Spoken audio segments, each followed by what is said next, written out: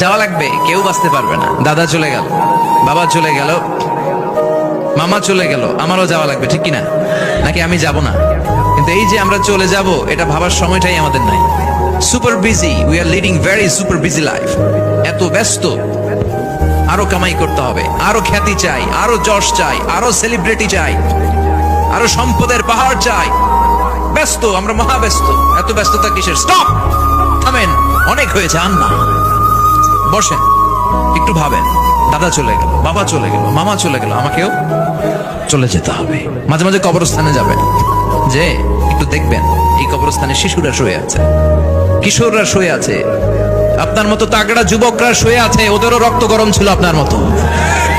আজরা নাই, সব শেষ, আপনাকেও যেতে হবে। এই কবরে আমাদেরকে যেতে হবেই। কবরের প্রশ্নের উত্তর দিতে হবে, চিল্লায় বলেন ঠিক কিনা? কবরে প্রথম প্রশ্ন করা হবে, মার রব্বুক, তোমার রবের নাম কি? আমাদের রব কে? ওমা দীনুক, তোমার ধর্মের নাম কি? আমাদের ধর্মের নাম কি? বিশ্বনবীর চেহারা দেখিয়ে বলা হবে, এই লোকটাকে তুমি চিনো কিনা? চিনি না আমরা? চাঁদের চেয়ে সুন্দর তুমি, নবী আমার কমলিহি ওয়ালা, দু জাহানের বাদশাহ তুমি, প্যারা নবী সাল্লাল্লাহু আলা, দু জাহানের বাদশাহ তুমি, প্যারা নবী সাল্লাল্লাহু আলা, চাঁদের চেয়ে সুন্দর তুমি, নবী আমার কমলিহি ওয়ালা। সুবহানাল্লাহ পড়ে। আমাদেরকে জিজ্ঞেস করা হবে, রবকে? বলবো আল্লাহ। ধর্ম কি? বলবো ইসলাম। এই লোকটারে চিনো নাকি? আমরা বলবো চিনি, আমাদের প্রাণের নবী মুহাম্মদ সাল্লাল্লাহু। তিনটা প্রশ্নের উত্তর করতে পারলে এডিশনাল আরেকটা প্রশ্ন, ওমা ইলমু। এই তিনটা প্রশ্নের উত্তর জানলা কেমনে? নকল করছো নাকি? বাংলাদেশে নকল আছে না নাই? কোথায় নকল করে? হ্যাঁ, কিছু লিজেন্ড আছে দেখি, একেবারে জামার ভিতরে নকল, টুপির ভিতরে নকল, স্কেলের ভিতরে নকল, মৌজার ভিতরে নকল, আছে না নাই? কথা বলেন। ফেরেশতারা বলবে, তুমি তিনটা প্রশ্নের উত্তর করলে কি করে? আপনাকে বলতে হবে, আমি কোরআন থেকে শিখেছি, আমি হাদিস থেকে জেনেছি। চিল্লায় বলেন ঠিক কিনা? তখন ফেরেশতারা বলবে, আহলান ওয়া সাহলান, মারহাবান, কংগ্রাচুলেশন, তুমি উত্তর করতে পেরেছো। ইফসাহু লাহু কবরুহু ৭০ যিরান, আপনার কবরটারে ৭০ হাত লম্বা বানিয়ে দেয়া হবে। ইফতাহু লাহু বাবুন ইলাল জান্নাহ, জান্নাতের দিকে দরজা করে দেয়া হবে। ইউলবাসু মিন লিবাসিল জান্নাহ, জান্নাতের পোশাক পরিয়ে দেয়া হবে। আর বলা হবে, নাম কানাউমিল আরুস, বাসর রাতে কনেকে নিয়ে বর যেমনি শান্তির ঘুম, আরামের ঘুম দেয়, তুমিও ঘুম দাও, ঘুমাও। You should get some sleep now. You're very tired, man. ঘুমাও, অনেক হয়েছে, ঘুমাও। তোমার এই ঘুম কেউ ভাঙাবে না, ইসরাফিলের সিঙ্গার ফুৎকার ছাড়া। আল্লাহ লম্বা ঘুম যেন দিতে পারি, তৌফিক দাও। আর যারা ইসলাম বিরোধী, কোরআন বিরোধী, বিশ্বনবী বিরোধী, তাদেরকেও প্রশ্ন করা হবে, তোর রব কে? মার রব্বুক। সে বলবে, লা আদরি, আমি কিছু জানি না, আমি মাফ চাই, দোয়াও চাই। কথা কন, জানি না, আমি কিছুই মনে করতে পারছি না, আমি কিছু জানি না, আমার ধর্ম নাই, কর্ম নাই, আমার ধর্ম যার যার, উৎসব সবার, আমার কোনো ধর্ম টর্ম নাই, আমার কোনো নামাজ রোজা নাই, আমার কোনো রব নাই। দ্বিতীয় প্রশ্ন, ওমা দীনুক, তোর ধর্মের নাম কি? সে বলবে, ধর্ম কি? আমি জানি না, আমি ধর্মরে গালি দিতাম, আমি দুনিয়া ইসলাম রে বাস দিতাম, আমি আলেম ওলামাদের বিরোধিতা করতাম, আর শাহবাগের মঞ্চে উঠে ভাষণ দিতাম। আছে না নাই? সব গুমর ফাঁস হয়ে যাবে, ইয়াউমুত তাকাবুন। এরপর বিশ্বনবীর চেহারা দেখিয়ে বলা হবে, এই লোকটার চিনো নাকি? সে বলবে, চিনি না, তবে আমার বন্ধুরা তার বিরুদ্ধে ব্লগে লিখতো, আমিও ব্যাড ব্যাড কমেন্টস করে দিতাম, এই লোকটার বিরুদ্ধে আমি কার্টুন বানাতাম, এই বিশ্বনবীর বিরুদ্ধে আমি কথা বলতাম। চিল্লায় বলেন ঠিক কিনা?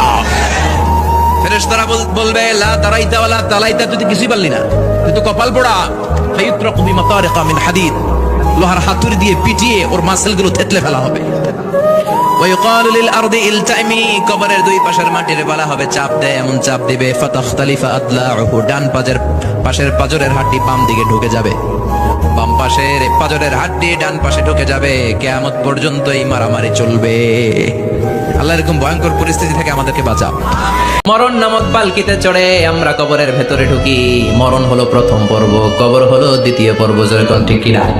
এজন্য বিশ্বনবী বললেন, আল কবর রাউদাতুম মিন রিয়াদিল জান্নাহ আও হুফরাতুম মিন হুফারিন নার, কবর হলো কারো জন্য জান্নাতের বাগান, কারো জন্য জাহান্নামের গর্ত। আমরা বলি, আল্লাহ আমাদের কবরটারে জান্নাতের বাগান বানাও। আর জোরে পড়েন আমিন। আবার বিশ্বনবী বললেন, ইন্নাল কবরা আউয়াল মানজিল মিন মানাজিলিল আখিরাহ, বাচ্চারা, কবর হলো আখিরাতের মানজিল গুলার প্রথম মানজিল। আখিরাতে একটার পরে একটা অনেকগুলো স্টেশন আপনাকে পার হতে হবে। প্রথম স্টেশনটার নাম হলো কবর। প্রথম স্টেশনের নাম কি? এই কবর নামক স্টেশনে যদি আপনি মাফ পেয়ে যান, সামনের সব স্টেশনগুলোতে মাফের ব্যবস্থা করবে কি? আল্লাহ। আর কবর নামক স্টেশনে যদি ধরা খেয়ে যান, আপনার মায়ের আসানা নাই। লাশটাকে যখন রাখা হয়, লাশটা চিনে কে আমারে রাখলো, কে আমাকে ধৌত করলো, কে আমারে কাফন পড়ালো। এজন্য বিষ্ণুই বলেছেন, মুমূর্ষের সামনে বসে বসে পড়ো লা ইলাহা ইল্লাল্লাহু মুহাম্মাদুর রাসূলুল্লাহ। লাকিনু মাউতাকুম লা ইলাহা ইল্লাল্লাহ। মুমূর্ষের সামনে দাঁড়িয়ে দাঁড়িয়ে পড়ো লা ইলাহা ইল্লাল্লাহ। এই লা ইলাহা হচ্ছে জীবিতদের জন্য কালিমা, আর আমরা মরার পরে এই জিকির করি, ঠিক কি না? আমাদের দেশের অনেক জায়গায় লাশ নিয়ে কবরে যাওয়ার সময় লা ইলাহা পড়ে না। না, এটা আগের জিকির, মরার আগের জিকির। মরার আগে আপনাকে অ্যানাউন্সমেন্ট দিতে হবে, আল্লাহ ছাড়া কোনো ইলাহ নাই, বিশ্বনবী হচ্ছেন শেষ নবী এবং রাসূল। চিল্লায় বলেন ঠিক কি না? লাশটাকে যখন রেখে দেয়া হয়, বিশ্বনবী যত মানুষকে কবরে রেখেছেন তারপরে দাঁড়িয়েছেন আর বলেছেন, ইস্তাগফিরু লিআখিকুম, তোমার ভাইদের জন্য তোমরা দোয়া করো। ফাইন্নাহু আনা ইউসআল, এখনই তাকে কবরে সওয়াল করা হবে। কবরে প্রশ্ন আছে না নাই? কথা বলেন। বিশ্বনবী খাদিজাতুল কুবরা, ওনার প্রথম স্ত্রী খাদিজাতুল কুবরা তাহেরাকে কবরের মধ্যে রেখে দিয়ে কাঁদতে শুরু করলেন, চোখের পানি ছেড়ে অনেক দোয়া করলেন। দোয়া শেষে সব সাহাবারা ঘরে ফিরে যায়, বিশ্বনবী যায় না। সাইয়েদনা আবু বকর বললেন, ও নবী চলেন ঘরে যাই। অনেক তো দোয়া করলেন, বিশ্বনবী বললেন, আবু বকর তুমি যাও, আমি যাব না। এইটা সাধারণ মহিলা না, এটা বিপদের দিনের সঙ্গিনী খাদিজা। মক্কায় যখন আমার কেউ ছিল না, খাদিজা আমারে ভুলে নাই। 3 বছর কাফিররা আমাকে জেলখানায় বন্দি রেখেছে, নাম শিয়াবে আবি তালেবের জেলখানা। আমার স্ত্রী ওই জেলখানার জীবনেও আমারে ছাড়ে নাই, আমার সাথে 3 বছর খাদিজাও জেল খেটেছে। এই একটাই মহিলা, যেই মহিলাকে আল্লাহ আরশের উপর থেকে সালাম দিয়েছে, মহিলাটার নাম খাদিজা। আল্লাহু আকবার। আমার সব সন্তান আল্লাহ খাদিজার পেট থেকে দিয়েছে। ফাতেমাতুজ জোহরা খাদিজার মেয়ে, জাইনাব খাদিজার মেয়ে, উম্মে কুলসুম খাদিজার মেয়ে, রুকাইয়া খাদিজার মেয়ে, আবুল কাসেম বিশ্বনবীর ছেলে খাদিজার ছেলে, আব্দুল্লাহ যাকে তাইয়্যিব এবং তাহের নামে আমরা চিনি, সেও খাদিজার ছেলে। সুবহানাল্লাহ। ও আবু বকর, আমার এই কলিজার টুকরা প্রিয়তমা খাদিজারে রেখে দিয়ে কেমনে বাসায় যায়? তুমি যাও, আমি দাঁড়িয়ে থাকবো। এখনই মুনকার নাকির এসে খাদিজারে প্রশ্ন করবে, আমি দেখবো খাদিজা উত্তর দিতে পারে কিনা।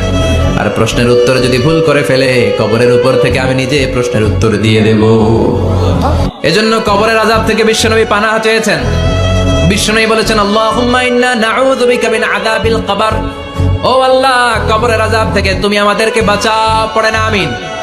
কবরে মুমিনদেরকে 4টা প্রশ্ন করা হবে, কাফিরদেরকে 3টা প্রশ্ন। চিৎকার করে বলেন, মুমিনের প্রশ্ন কয়টা? আর জোরে বলেন। প্রথম প্রশ্ন, মার রব্বুক, তোর রবের নাম কি? আমরা কি বলবো? আল্লাহ আমারে রব, এই রবি আমার সব, দমে দমে তনু মনে তারি অনুভব। আল্লাহ আমারে রব, এই রবি আমার সব। পড়েন আমিন। দ্বিতীয় প্রশ্ন, আমার দিন, তোর দিনের নাম কি? ধর্মের নাম কি? তৃতীয় প্রশ্ন, মান হাদার রাজুল, এই লোকটা কে? আমরা বলবো মুহাম্মদ সাল্লাল্লাহু। 3টা প্রশ্নের উত্তর যখন আপনি কবরে করে দিতে পারবেন, অতিরিক্ত একটা প্রশ্ন, ওয়ামা ইলমুক, এই যে 3টা প্রশ্নের উত্তর পাল্লা, কেমন করে উত্তর জানলা? কোত্থেকে শিখেছো? নকল করে আনছো কাফনের কাপড়ে? পরীক্ষার হলে নকল আছে না নাই? হাতে নকল আছে না? পায়ে নকল, মোজার ভিতরে নকল আছে না নাই? মোবাইলে নকল আছে না নাই? নকল থেকে আল্লাহ তুমি বাঁচাও। আরো আসতে কোন আমি। কিভাবে জানলা? কেমন করে 3টা প্রশ্নের উত্তর শিখলা?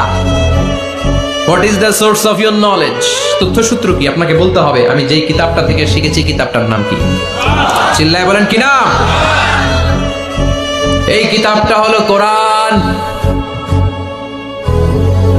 আপনাকে বলতে হবে, কোরআন থেকে আমি শিখেছি, বিশ্বনবীর হাদিস থেকে আমি শিখেছি। 4টা প্রশ্নের উত্তর যখন পারবেন, ফেরেশতারা বলবে, আহলান সাহলান, খুশ আমদেদ, কংগ্রাচুলেশন, বাহ বাহ, তুমি তো চমৎকার পেরেছো। ফায়ুফসাহু লাহু কবরুহু 70 যিরাআন, মুমিন বান্দার কবরটা 70 হাত লম্বা করে দেয়া হবে। ইফতাহু লাহু বাবুন ইলাল জান্নাহ, জান্নাতের দিকে তার কবর থেকে একটা দরজা বানিয়ে দেয়া হবে। জান্নাতের সুঘ্রাণ, ঠান্ডা বাতাস এসে তার কবরের ভিতরে ঢুকতে শুরু করবে। ইলবাসু লিবাস মিন আহলিল জান্নাহ, জান্নাতীদের পোশাক তার গায়ের মধ্যে পরিয়ে দেয়া হবে। আল্লাহু আকবার। আর বলা হবে, নাম কানাউমিল আরুস, বাসর রাতে বর যেমনি কনেকে নিয়ে ঘুমিয়ে যায়, তুমিও একটা ঘুম দাও।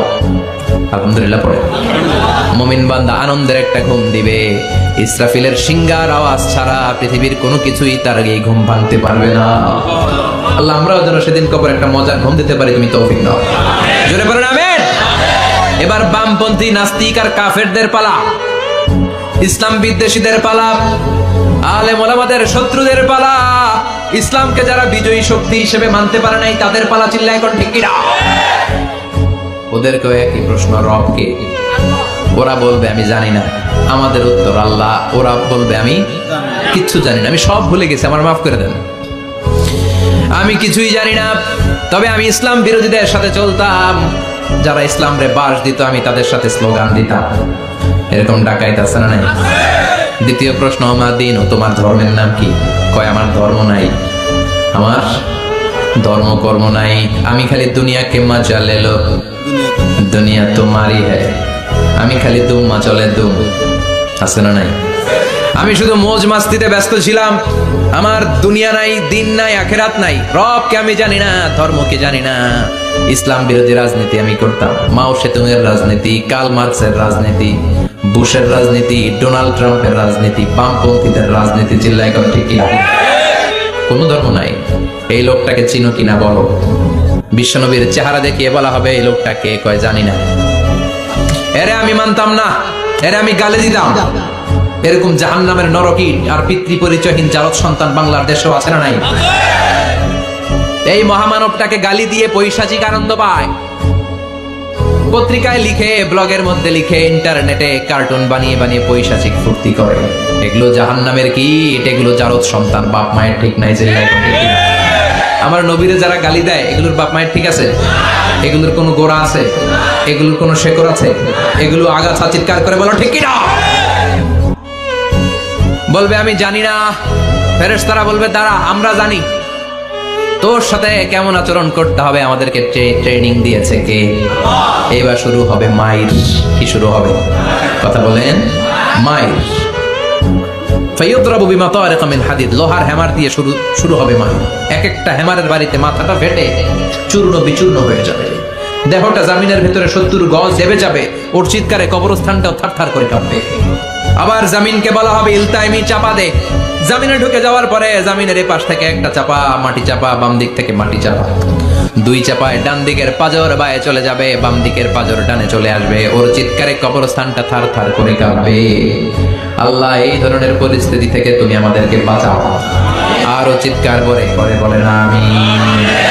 এই জন্য কবরের এই প্রস্তুতি নেওয়ার দরকার আছে না নাই? কোরআনের পক্ষে থাকার দরকার আছে না নাই? ইসলামের পক্ষে থাকার দরকার আছে না নাই?